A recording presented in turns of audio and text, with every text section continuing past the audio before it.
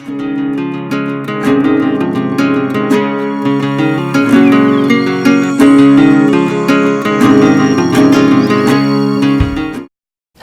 and welcome to Community Voices brought to you by Mainline Network. I'm AnnaMarie Jones.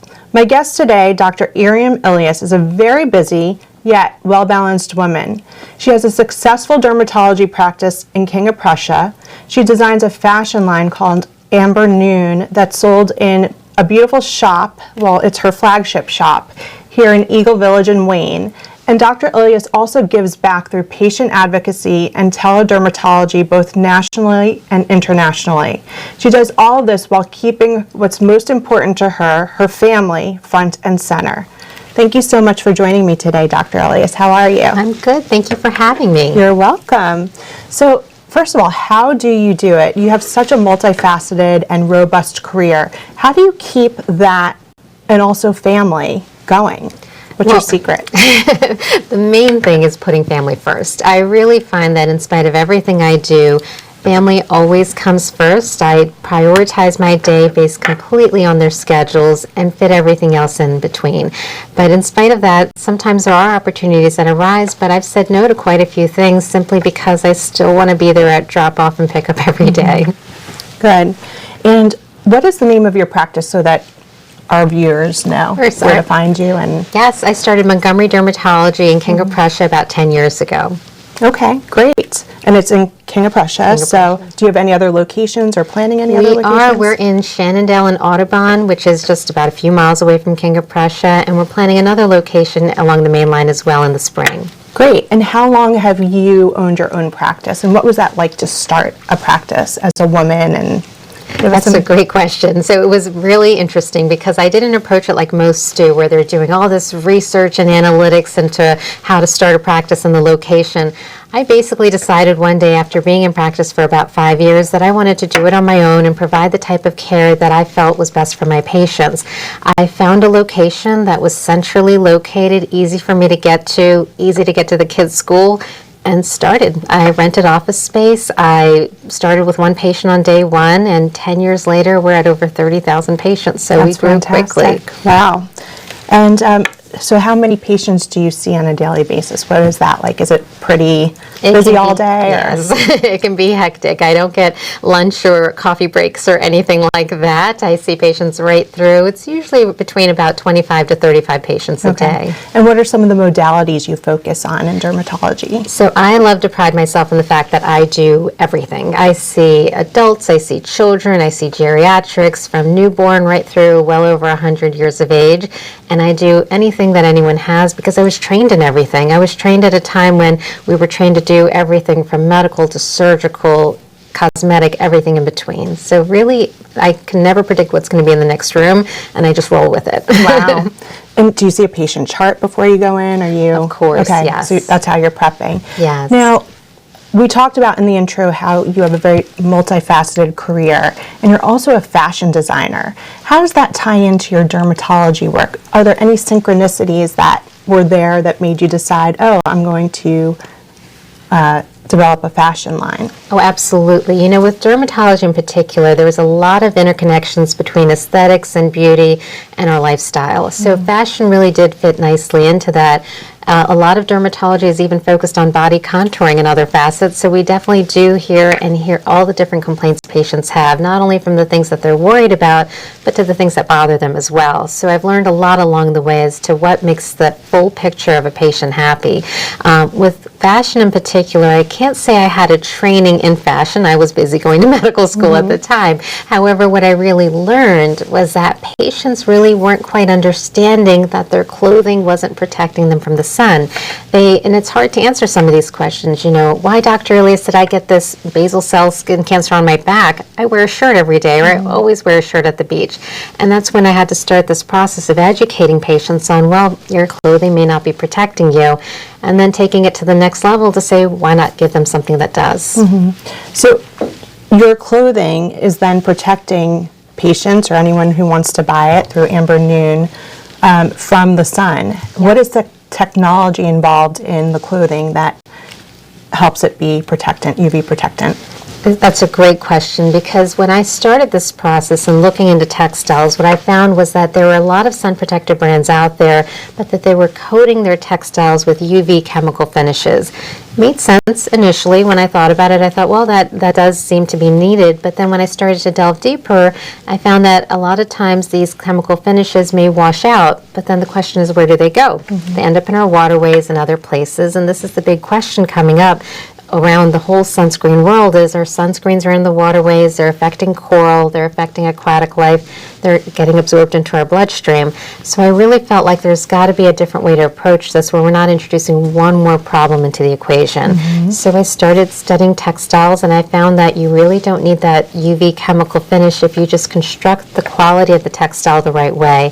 Tightness of the weave of the textile so that the fibers hold tightly to block UV effectively, and make sure that it sustains it through 40 washes, through normal wear and tear, so that patients could be really rest assured they could wear this throughout their lives. Wow. And is this a patented design, or? So initially we didn't start that way, as I was really studying different textiles, different compositions, and trying to figure out what really spoke to patients. You know, what was lightweight, what was breathable, because quite frankly, you could have a tarp over you and that would still protect you, but it doesn't feel right. We really wanted to evaluate several. So we evaluated over about 15 to 18 of those already, and now we're in the process of patenting our own, only because we figured out the right composition that really spoke to patients.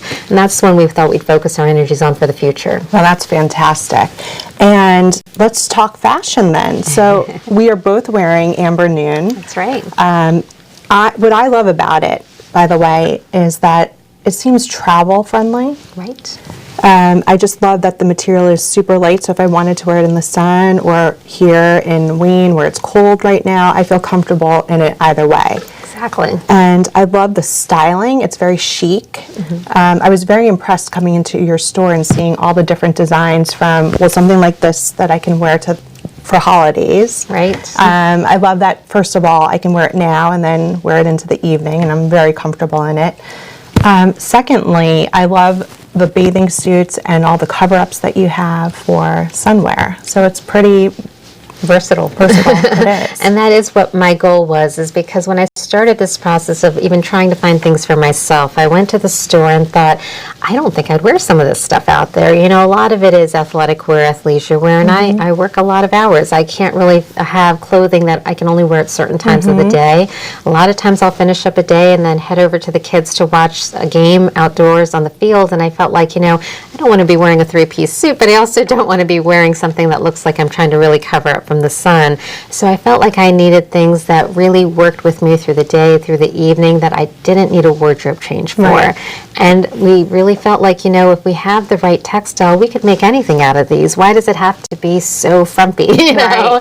So this is where we it's really... not frumpy at all. It's gorgeous. I love it. I feel so comfortable in it, and it's just flat. It's flattering. Yes, and we've tried to focus on that, for especially for every body type out there too, to feel like it's not just about one body type. It's about protecting everyone and really making sure everyone feels comfortable in their skin and looks good doing it, stays healthy at the same time. And you have hats and different accessories to help block head and face. That full picture, that full sun safety plan, where you've got hats, sunglasses. We plan to come out with sunblocks in the spring. We're really trying to focus on all those products that we know patients need to make it a mindless choice. You know, something that you don't have to worry about. We've tested it. We've made sure that it fulfills all the things that we want patients to be using. Well, something that we focus on here at Community Voices is what people are doing to give back. And that's one of the reasons, the biggest reason I brought you on the show, because not only do you have this amazing dermatology practice where you're helping everyone keep their skin nice and healthy and beautiful, vibrant, and you're designing clothes to do the same, keep our bodies healthy and in check and away from any melanomas or whatever happens in the sun. But you also do give back nationally and internationally. Can you talk to us about how you do that? Yes, absolutely. So before I even started the clothing line, I had spent a lot of my spare time at the time working on patient advocacy.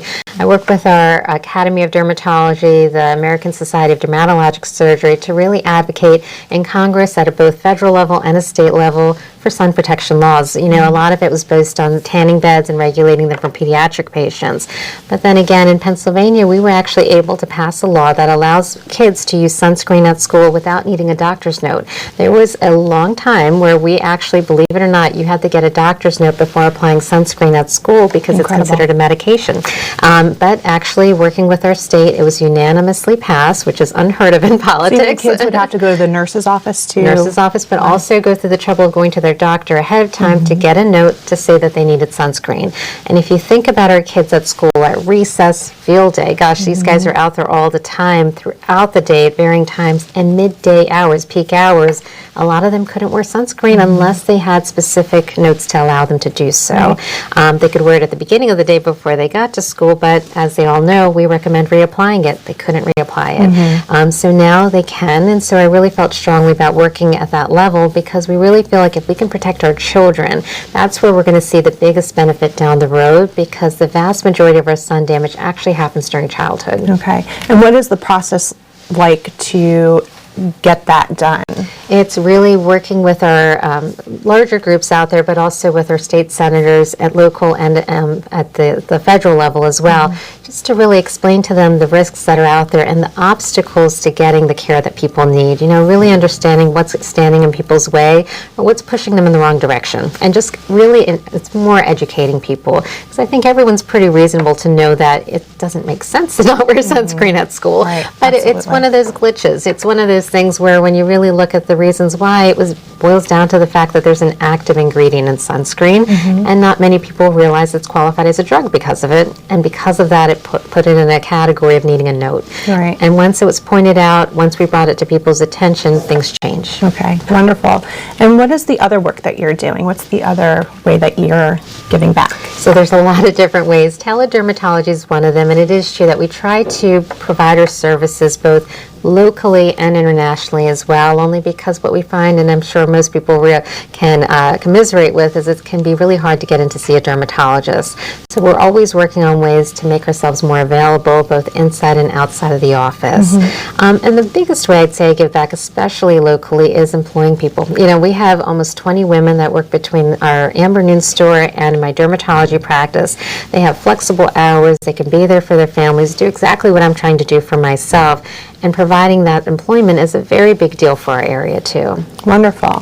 Very good. And is there anything else? I mean, you have so much going on. Are there any next steps for you in dermatology or in fashion? You know, there's a lot of next steps in both of those areas. I'd say for dermatology in particular, it's really trying to make sure that we create a model for care that patients really feel like they can connect to their doctors. I feel like when I see patients, the biggest obstacle they have is they feel like they're in and out of a room, and I really want to try to, especially as I expand my own practice and adding physicians and providers to it, I feel like it's important to make sure we set the atmosphere right, where patients know that when they come in, we're going to listen to them, we're going to spend time with them. With the clothing line, gosh, the sky's the limit right now. Who knows where we're headed? We hope to expand. You know, we have added in children's in the past month. My real goal is to expand children's nationally, because that's why I started this in the first place. I really felt like if we can protect our kids effectively, we can actually see a real blip in the radar where we could actually see a decrease in the incidence of skin cancer overall, and that would be my greatest measure of success. Right. So I have two questions for you. You didn't just open up a shop, like have a bunch of designs, get them manufactured, and decide to open up a flagship store. Yeah. How did this actually start? Yeah, so it's a process. You know, I'd have to say I can't even... Or why did you start? Let's go to why. Like, why did you decide to start this fashion line? You talked about the fashion line, but not really about, like, what was the impetus for it? So the real impetus was being in a patient room, examining them, screening them for skin cancer. You know, there's a lot of things we tell patients. It's sort of the party line. Wear your sunscreen. But, you know, I have to say, not everyone understood what I meant. And when I really delved deeper into saying, well, I'm seeing patients every year, and these are committed patients that really care about preventing their skin from skin cancer. They're like, why am I still getting this? Why am I still Or why am I still getting sun damage? Why am I still getting discoloration on my skin? I thought I was wearing sunscreen. There's a big gap between understanding how sunscreen works and what it actually provides for your skin. And so I started to take it further, and I thought, you know, with clothing, this might be a great educational tool. tool. So I didn't actually start with this mindset of starting something that would take off. Truly, I started it as an educational tool where I thought I'd make a couple of cover-ups and use them as a guideline to tell patients, you see, this clothing protects you, your clothing doesn't, to kind of educate them more than anything else.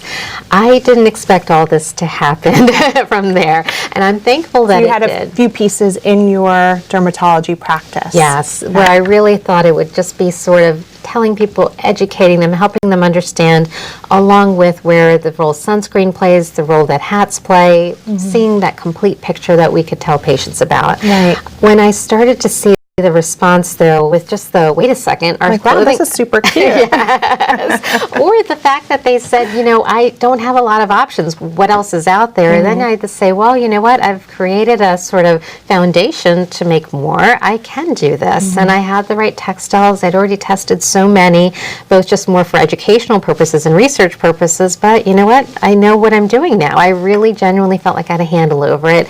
And I had an infrastructure that I'd built by doing that, it was easier to expand from that. Right. Very cool. I forgot what my second question is, but I think you might have covered it. Anything else you want to share with us about the dermatology world or about fashion? Oh, you know, there's not a lot of interplay between the two, but I definitely have to say both have been a very steep learning curve in entering the fashion world. I felt like with dermatology, I had it pretty well covered. I'd been doing it for 15 years, but this is a whole new ball game altogether. But I will say that one of my biggest sort of things that has made me successful is starting in this area, because I cannot tell you how supportive the Philadelphia community is to its own. I'm utterly floored by it, meaning the amount of media coverage, press coverage, the amount of people that call me and say, can I do this for you, or what else is there, what else can we do to get this message out there? I can't tell you how touching it is and how important it was to really propel us forward. I don't think I would have been where I am right now with starting anywhere else. I sincerely can say that. That's fantastic. Well, that's what happens when you're a good person looking out for everyone else and you have a good idea. So thank you very much for being here today, Dr. Ilyas. It's been such a pleasure to talk with you and to learn more about your business and your dermatology practice and what you're doing to give back to help others. So thank you so much. Thank you. And happy holidays. You too. So thanks again. And if you're interested in Amber Noon or finding out more about Amber Noon, you can find it by going on ambernoon.com or visiting the beautiful flagship store in Eagle Village here in Wayne. And thank you very much for joining us on Community Voices, and we will see you next time.